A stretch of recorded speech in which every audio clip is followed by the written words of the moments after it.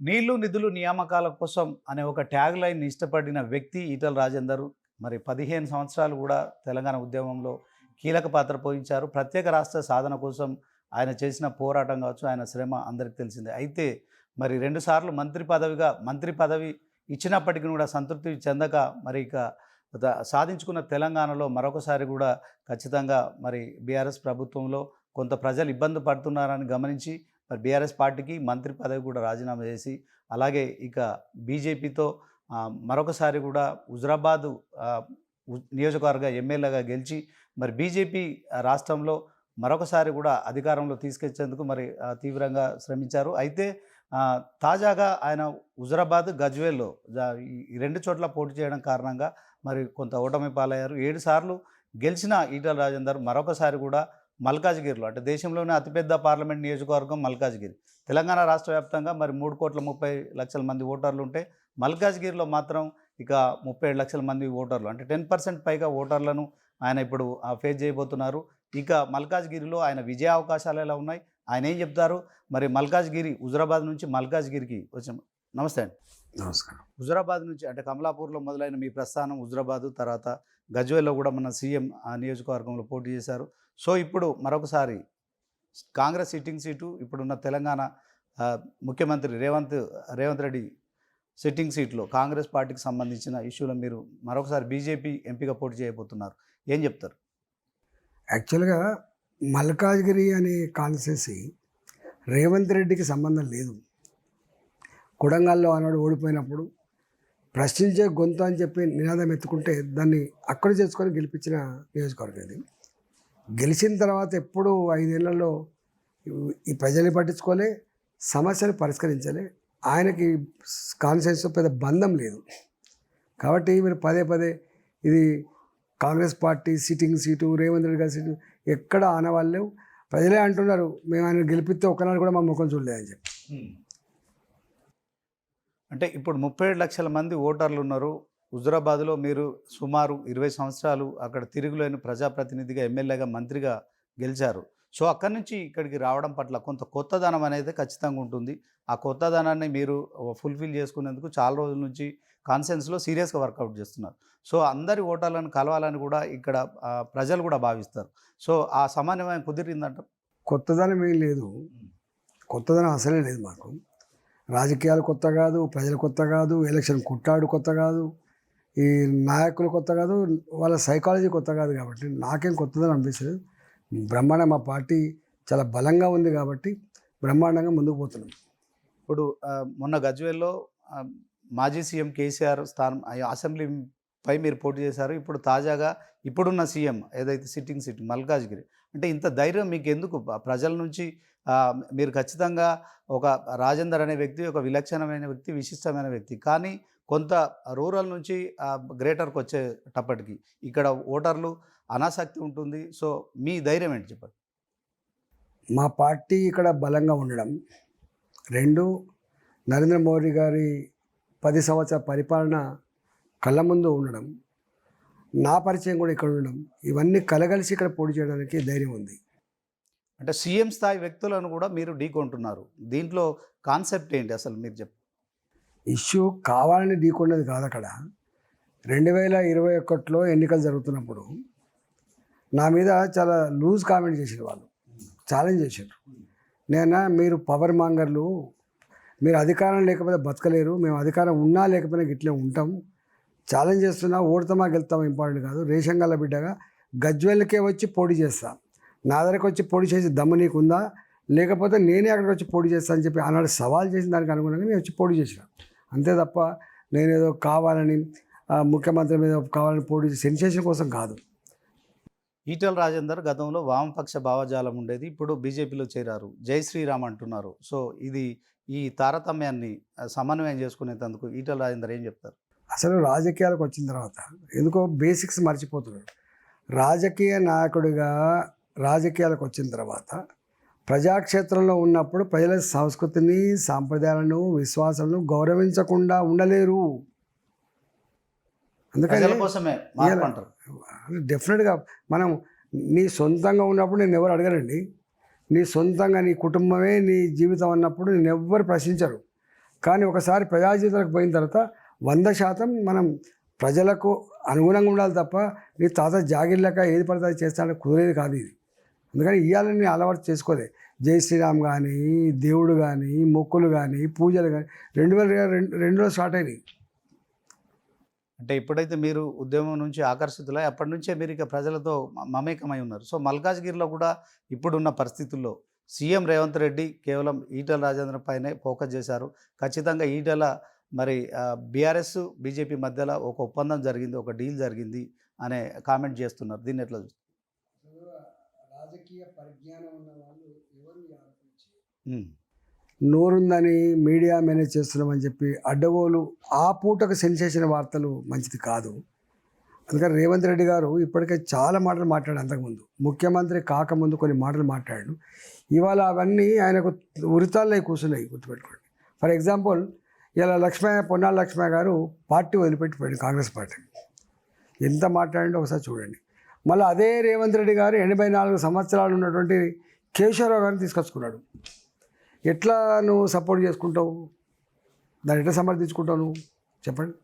కడియం శ్రీహరి గారు ఈయన ఎస్సీనే కాదని చెప్పి ప్రెస్ మీట్ పెట్టిండు, పెద్ద లొల్లి పెట్టిండు. మళ్ళీ అదే కడియం శ్రీహరి గారి కూతురు తీసుకొచ్చి మళ్ళీ సీట్ ఇస్తాడు.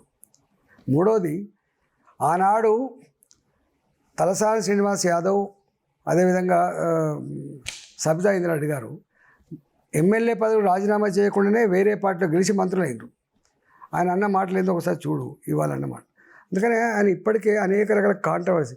మొన్న ఏదో మానవ బాంబులై పేల్తా, ఒక ముఖ్యమంత్రి స్థాయిలో ఉన్నవాడు మానవ బాంబు అయి పేల్తా, పేగులు తీసి మెడకేసుకొని ఏం భాష, ఏం సంస్కారం లేదు. దిగజారుస్తున్నావు. ప్రజాస్వామ్య వ్యవస్థలను దిగజార్చడమే కాకుండా నీ మీద నమ్మకం ఎన్నుకున్న ప్రజలు కూడా అవమానపడుతున్నారు. ఇలా గిది కాదు కదా కోరుకుంటున్నది.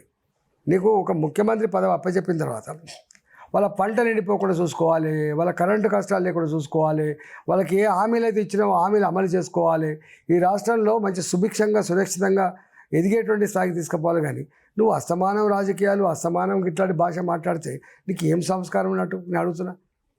నేను వెల్విషయం కాదు అడుగుతున్నా, కానీ మంచిది కాదు. ముఖ్యమంత్రి స్థాయి వ్యక్తి అలాంటి మాటలు మాట్లాడు. మానవ బాంబు అవుతాడండి. మానవ బాంబు కూడా నువ్వే కావన్నా. నువ్వు ఒక అత్యున్నతమైనటువంటి స్థానంలో కూర్చున్నావు. నువ్వు రాజ్యాంగబద్ధంగా ప్రజాస్వామ్యబద్ధంగా నువ్వు ఒక ముఖ్యమంత్రి పదవిలో కూర్చొని మానవ బాంబు అనే మాట మాట్లాడుతున్నావు అంటే నువ్వు ఏమన్నట్టు లెక్క? ఓకే, తెలంగాణ తొలి ఆర్థిక మంత్రిగా మీరు చెప్తున్నారు కాంగ్రెస్ ఇచ్చిన 6 గ్యారెంటీలు అమలు కావు, ఇది సాధ్యం కాదంటున్నారు. కానీ కాంగ్రెస్ పార్టీ వాళ్ళు చెప్తున్నారు 6 4 మేము 100 రోజుల్లో అమలు చేస్తాము, ఇక రానున్న కాలంలో 15 ఆగస్టు లోపు 2 లక్షల రుణమాఫీ చేస్తాము, రైతు భరోసా ఇస్తాం, మిగతా పథకాలన్నీ కంప్లీట్ చేస్తాం. సాధ్యమేనంటారా? ఎందుకు సాధ్యం కాదంటున్నారు? నేను చెప్పడం కాదు, వాళ్ళే చెప్పుకున్నారు. తొలి శాసనసభ సమావేశాల్లోనే మేము లంకె బిందెలు ఉన్నాయని అనుకున్నా, ఖాళీ కుండలే దొరికినాయి ఇక్కడ నాకు. మొత్తం చిప్ప చేతికి ఇచ్చిండు, అప్పుల కుప్పగా మార్చిండు, నేను జీతాలు ఇచ్చే పరిస్థితి కూడా లేదని చెప్పాడు. దానికి శ్వేతపత్రం విడుదల చేసిండు. అందువల్ల ఆయనే చెప్పుకున్నాడు ఇది అమలు కావని.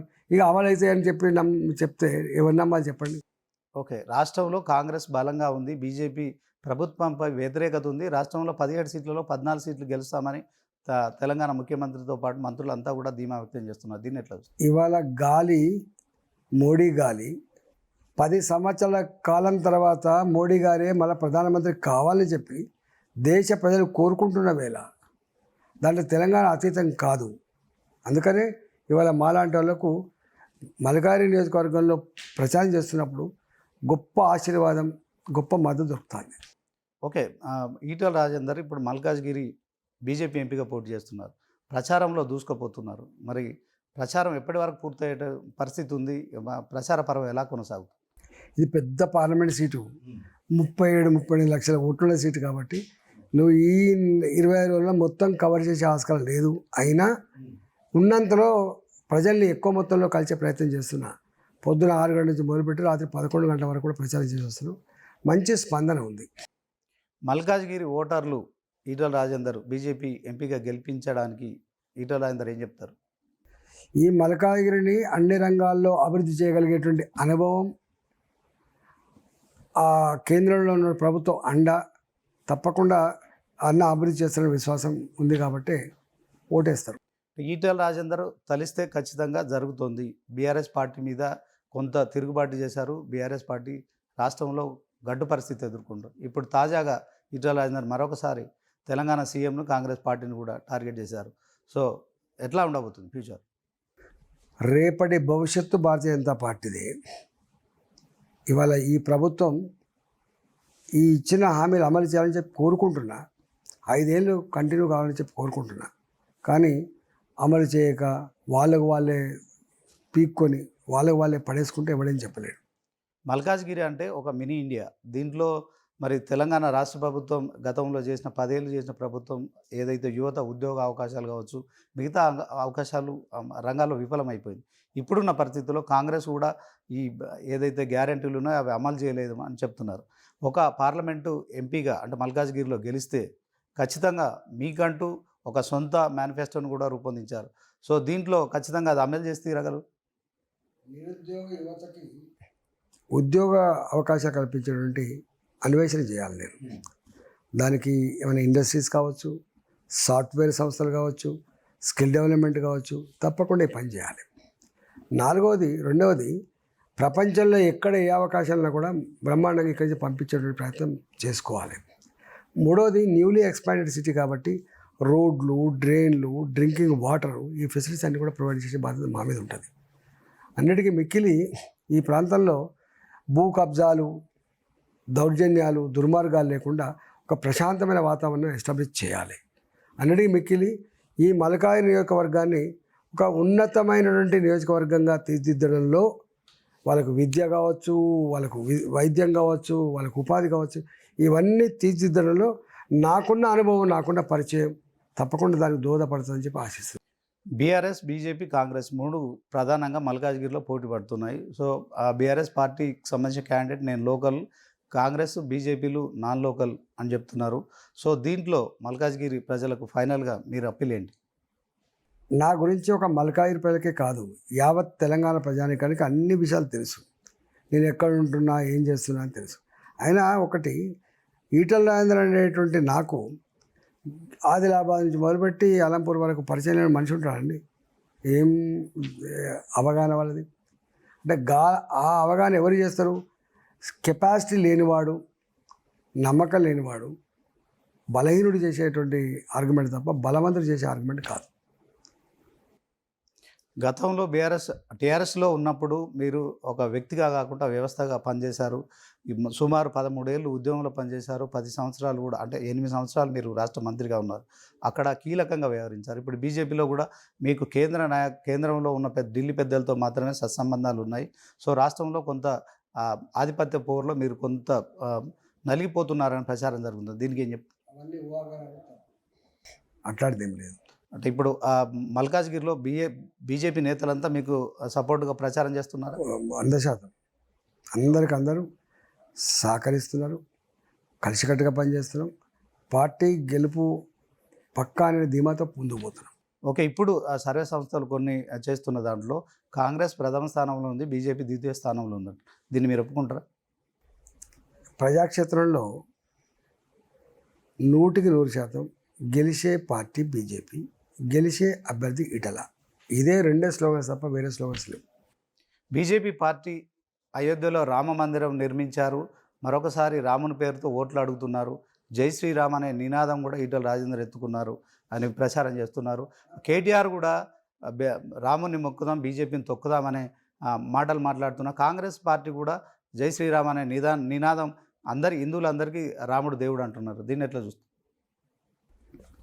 ప్రజల విశ్వాసం, భారత సంస్కృతి, సాంప్రదాయాలు, ధర్మం ఇవాళ అన్నిటికీ మిక్కిలి రాముని ఇతిహాసం, మహాభారత ఇతిహాసం, ఈ 2 ఇతిహాసాలు మానవుడు ఉన్నంత వరకు, ఈ వ్యవస్థలు ఉన్నంత వరకు సజీవంగా ఉండేటువంటి వ్యవస్థలు. ప్రపంచమే ఇవాళ మన ఫిలాసఫీని అంగీకరిస్తున్న వేళ, ప్రపంచమే ఇవాళ యోగా డే, ఇంటర్నేషనల్ యోగా డేని అంగీకరిస్తున్న వేళ, ఇలా ప్రపంచానికే మళ్ళీ విశ్వగురు స్థానానికి వస్తున్న సందర్భంలో ఇవాళ గిట్లాకి చిన్న మాటలు ఏంటి, ఇది తొక్కుతాం, రాముని మొక్కుతాం, బీజం తొక్కుతాం, నీతో అయ్యే పని. నువ్వు తొక్కుడు పడకుండా చూసుకో, మమ్మల్ని తొక్కుడు పక్క పెట్టు, మీరుగా కాపాడుకునే ప్రయత్నం చేయండి, తొక్కుడు పడకుండా చూసుకోండి, మళ్ళీ పైకి వచ్చి పని చేసుకోండి. అంటే అసెంబ్లీ ఎన్నికల్లో బీజేపీ బీఆర్ఎస్ ఒకటేననే దాంట్లో కొంత బీజేపీ వెనుకబడ్డది. ఇప్పుడు కవిత అరెస్టుతో మరి బీజేపీ బీఆర్ఎస్ విడివిడిగా ఉన్నాయనే సంకేతం ఇస్తున్నారు. ఇది కావాలనే చేస్తున్నారు, కానీ లోపాయకారి ఒప్పందం ఉంది బీజేపీ బీఆర్ఎస్ కానీ కూడా మరి చెప్తున్నారు. ఇవన్నీ బేస్లెస్ ఆర్గ్యుమెంట్స్, దానికి సమాధానం చెప్పాల్సి అక్కర్లేదు. సో ఫైనల్గా మల్కాజ్గిరి ఎంపీగా ఎంత మెజార్టీతో మీరు గెలవబోతున్నారు? గెలుస్తాం, మంచి మేడతో గెలుస్తాం. Okay, thank you sir.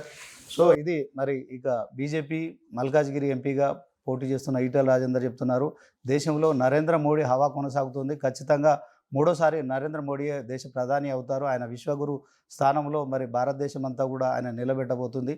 Malkajgiri mini India అయినప్పటికీ కూడా ఇక్కడ కూడా బీజేపీ గెలిస్తేనే అభివృద్ధి జరుగుతుంది, తానే కాబోయే ఎంపీని అనే విశ్వాసం వ్యక్తం చేస్తున్నారు.